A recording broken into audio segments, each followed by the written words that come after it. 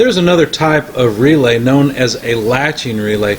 And I'll tell you about them not so much because we're going to use latching relays, but because of instructions in PLCs that are similar to the way that latching relays work. So let's start with a latching relay. Basically, the idea is that the relay toggles. It stays in one state even after you remove power from the coil. Most relays, when you apply power to the coil, it switches the switches over to one state, and when you remove power, it just switches back by a spring. But the way these work is you have a coil that latches or connects contacts, and then the other coil de-energizes, or not de-energizes, but disconnects those contacts. Now, of course, you can have normally open, normally closed set of contacts. The point is, one relay or one coil moves the relay into one state, and the other one is required to move it into the other state. And these are usually referred to as the latch and unlatch coils. But the nice thing about these is that they don't draw power when it's unnecessary. You can just apply power to them momentarily and remove power, and it will stay in whatever state you've set it in because of the latching mechanism. Now, in PLCs, the regular output instruction, OTE, will simply, how can I explain this? If the rung leading up to it is true, then it will turn the output on. If the rung leading up to it is false, it turns the output off. In other words, an OTE, the regular simple output instruction that just looks like a coil, is like a regular relay that can turn something on or turn it off. The OTL and OTU instructions, on the other hand, the OTL instruction can only latch or turn on a memory bit, whereas OTU can only turn off a memory bit or an output. You can think of it as an output on the PLC for now. So what that really means is that while you can have one rung of ladder logic that has an OTE instruction, if you use OTL, you will have to use OTU somewhere else if you ever want that output to go off again, which usually you do. So OTL and OTU are usually used in pairs, whereas OTE, the regular output instruction, is usually used by itself. And often it is a mistake to have an OTE instruction, an output instruction, that references the same address in different parts of the program. Usually what that means is you messed up somewhere. The OTL and OTU instructions, on the other hand, have to reference the same address if you want those instructions to work hand in hand. Now, obviously, you can have an OTL and OTU for address 1, and then an OTL OTU for address 2, and so forth. All I'm saying is that for one given address, if you use an OTL, you better use an OTU for that same address. Otherwise, you'll never be able to turn that output off. And we'll talk more about that as we go through. It's kind of confusing at this point, I'm sure. Now, in a hardwired setup with a latch-unlatch, you could have a momentary switch that when you hit the button, then the latch relay coil comes on and turns on the relay, switches the state of the relay. But to turn it off, what you have to do is hit the off button, which is also momentary, and that activates the other coil and turns off the relay. So, there are always switches associated with this. Sometimes they are, switches that are normally open, normally closed. Here we've got a relay contact that's shown in the unlatched position. What that really means is it's a normally open switch, and when we hit the on button, the latch coil, it turns on, right? Of course, once we release the on button, it's no longer on, but the relay contact that is normally open is now closed and stays closed, and the only way to separate it is to hit the off button to use the unlatched coil, which pulls those two apart. Now, that's a hardwired setup. It's exactly the same in the program setup, where we have the buttons, the on and off button, connected to inputs on the PLC, and those input addresses are referenced by instructions that continuously monitor, basically, those input addresses. And if the on button is pressed, well, then power is going through to I1/0, which is an input memory address. That memory address is on, and by the way, these are basically Allen Bradley addresses. In our case, we're going to use click addresses, but you'll see enough of that you'll begin to understand the difference in the addressing standard. But anyway, so that memory address I1/0 turns on. It's true in memory. And so the instruction I:1/0 looks at that memory address, sees that it's on, and allows power to pass to the latching coil, which is connected to output 2/5. On output 2/5, there's a pilot light that then turns on. We don't need that extra relay contact. We can simply write out the pilot light on directly, basically.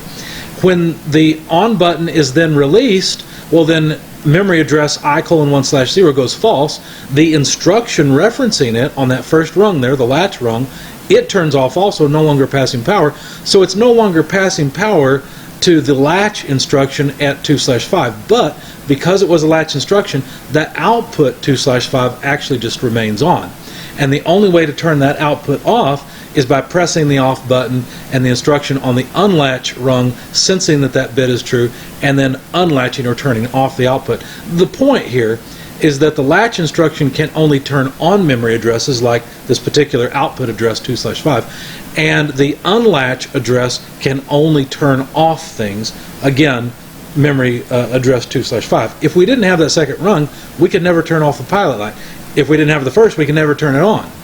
So here's the code for the simulated program latching instructions, and it's in Automation Direct's language, so I could show you the particular addressing that's used there. Instead of I:1/0, we've got X001 as our on input, and then instead of an O2/5, we've got Y001 as the address of the pilot light output. But another thing to notice here is instead of calling their instructions latch and unlatch, Automation Direct calls theirs set and reset. That's what the RST stands for, is reset. So reset means off or unlatched. Set means on or one or latched. So the on button is on input X001. The off button is connected to input X002 in the real PLC, and then affects output address 001. You could choose some other address if you wanted. I mean, there wasn't anything special about this address. It's just wherever the pilot light would actually be connected to the real PLC. Let's consider this application of water in a storage tank that is supposed to be controlled. We've got several different things here. We've got a high sensor switch, so that if the tank level goes up high enough, it's triggered. Then we've got a low sensor switch. We've got a pump motor that needs to be controlled. We've got a pump running lamp, which is green, a low level, which is red, and a high level, which is yellow, as sort of a caution that, the red, we're running too low, we don't need to turn the pump on, or we can't afford to, we might burn out the pump. The high sensor, you got to be careful. You got a little more room in the tank, but be careful. And the green lamp is on whenever, as I said, the pump is running. There's a manual versus automatic switch and an on-off. So the manual mode, the idea is that the pump needs to start if the water in the tank is at any level except for low. So and then in the automatic mode, when the level of the water reaches the high sensor, then the pump starts. But when it reaches the low level, then the pump will stop. So the only condition on the manual mode is that we can run it as long as there's enough water in the tank. But we want to use that low level sensor switch to cut out the pump if it's dangerous to run. All right, so here's the code. You'll notice there is an on-off switch as our first input, and we're not going to worry about the addresses. We'll just label them so we can tell what's what. We've got the manual auto switch, which is a selector switch which will stay in whatever position we place it in, whereas the on-off is it's also a toggle switch, so it'll stay in position. We've got the low level sensor switch and the high level sensor switch, and those are our four inputs. The things we have to control are the three lamps and the pump motor. So you see we have 4 input, 4 output, and this is a fairly simple system.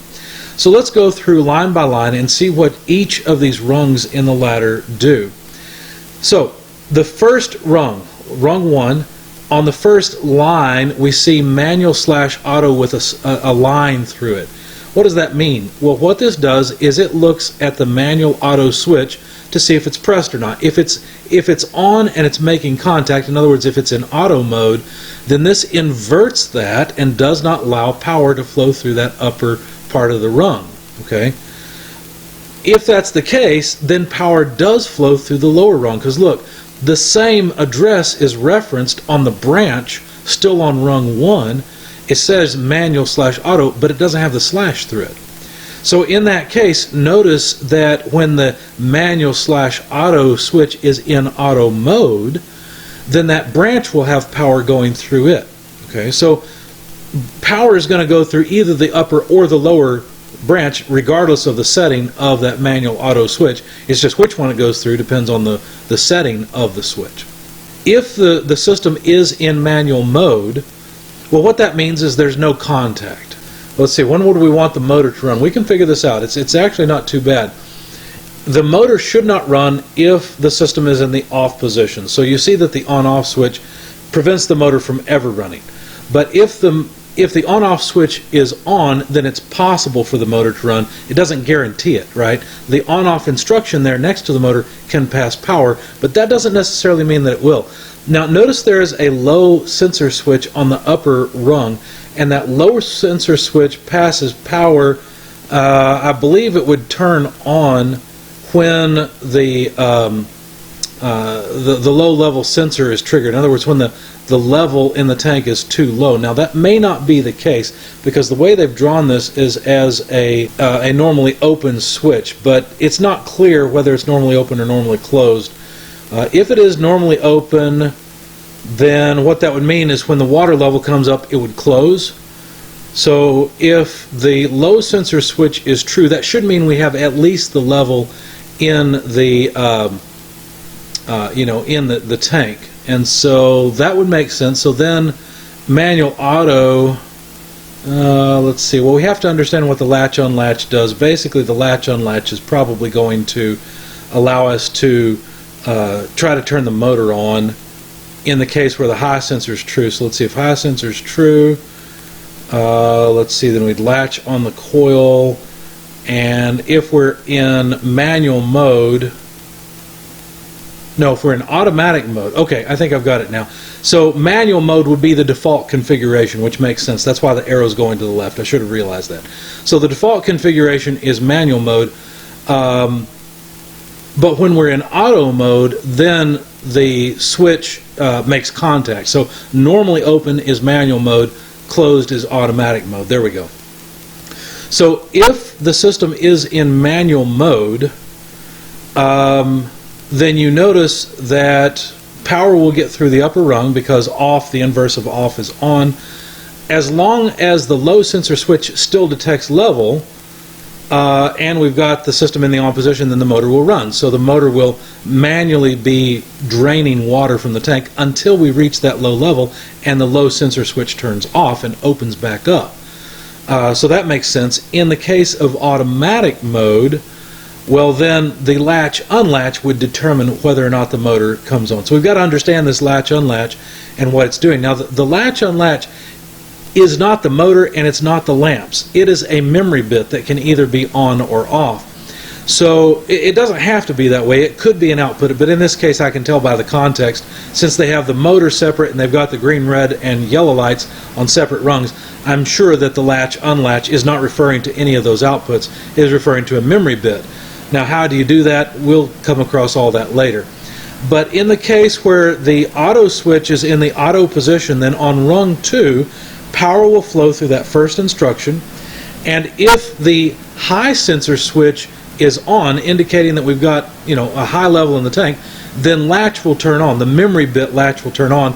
What that'll do back in rung 1 is that will allow power to flow through that latch unlatch, and that will turn on the motor, assuming that the system's in the on configuration for running.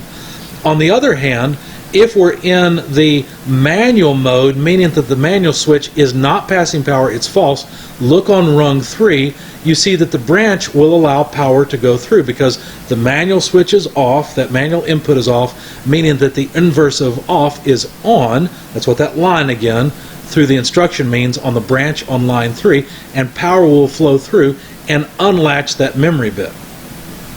Now if we turn the switch into the automatic mode, and let's say that the latch has happened because the level in the tank's too high, the motor runs, and now the the high level switch is off, we've got the tank level to somewhere between high and low, well then, since we're in automatic mode on rung 3, the first instruction is true, and as long as low sensor switch is not off, then we'll unlatch the memory, meaning that the motor needs to come on. So that all makes sense. Now, if the motor is running on rung 4, the green lamp is on. It's simple. If the motor's running, now here's something that may confuse you. So far, everything has pretty much been inputs except for that little latch-unlatch thing, which is a memory address. But here on rung 4 with this instruction, notice what they're doing. They're not taking any one of the 4 inputs or memory somewhere. What they're doing is saying, if the output to the motor is true, then go ahead and give current or turn on the output to the green pilot lamp. So that's kind of interesting that that's the way they did this. They're using an output as an input to the logic. And you have to be careful when you do that, because using an output as an input can quickly become a circular reference. If you've ever worked in Excel, you've probably come to the point where you're trying to calculate something in a formula and you've got one complicated cell set up to calculate a number, and it depends on a cell where that cell depends on the original equation. It's a circular reference. It doesn't work. You can end up doing the same sort of thing here, and you really have to avoid it. So be really careful when you're using output addresses, like that motor address, as an input to logic on the left-hand side of the rung. Now, on the low level, or the low sensor switch, if the low sensor switch is not true, what does that mean? Well, when the liquid comes up high enough, the switch turns on. When there's not enough liquid, the switch turns off. Well, this instruction on rung 5 is inverting an off to an on. If it's off, it'll be inverted to on. If it's on, of course, it's inverted to off, and the red light doesn't come on. But notice what happens here. If the low-level switch doesn't sense enough water, it turns off. The opposite of that is on, and the red lamp will be lit then. Finally, on rung 6, if the high sensor is true, indicating that the water level has reached that high sensor, then the yellow light, the warning light, essentially comes on. So this is the ladder logic that operates the system we saw. It's fairly simple. I know it probably seems complicated to you at this point. Don't worry, I'm going to do some programming. I'll record some videos of myself doing some programming, explaining the thought process, and it'll start to make more sense. But honestly, this is equivalent to what, 6 lines of code, and it's all just a bunch of inputs and outputs, and it operates that tank for an automatic system. This is the common type of application for very small PLCs. You can actually make programs that are a lot more complicated than this. As a matter of fact, before you get done with this class, you will make much more complicated programs than this. But don't worry, we'll take it a step at a time, and you'll learn as we go. Here are the I/O connections for the program. We'd have to connect all of the input devices, the on-off switch, the manual auto switch, the low and high level sensors, to particular input points on the PLC. So you notice that we've got them connected and that there is a field power supply for these sensing devices, because again, we have to put power into these inputs to turn them on. You don't just have contact closure. You don't just take 2 wires from the input module, touch them together, and the PLC senses that it's on. No, these PLCs, by and large, require a voltage signal to turn on a particular input. In the same way, the output devices on the right-hand side require a field supply. In this case, it's a 240 volt AC supply. And that supply not only powers the module, but it powers those output devices. All the PLC does is provide contact closure to connect L1 to whichever one of those 4 output devices, the motor, the green lamp, the red lamp, or the yellow pilot lamp. Whichever one your program says needs to become turned on, that's what this output module does. In this particular case, output 9 is on, which is the output that is connected to the red pilot lamp. Now notice one more thing I forgot to mention on the input. Notice that the input module has both sides of the DC. No, I'm wrong. This one does not. This input module has only the negative side of the DC supply. The only time it gets the positive portion is when a switch is closed. That's not always the case.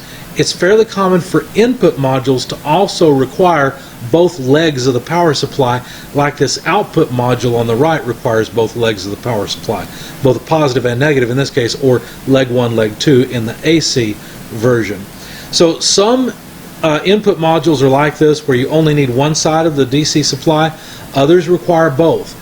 And it's always important to get the data sheet on the particular module and see how inputs or outputs, whatever the case may be, should be wired and how they operate.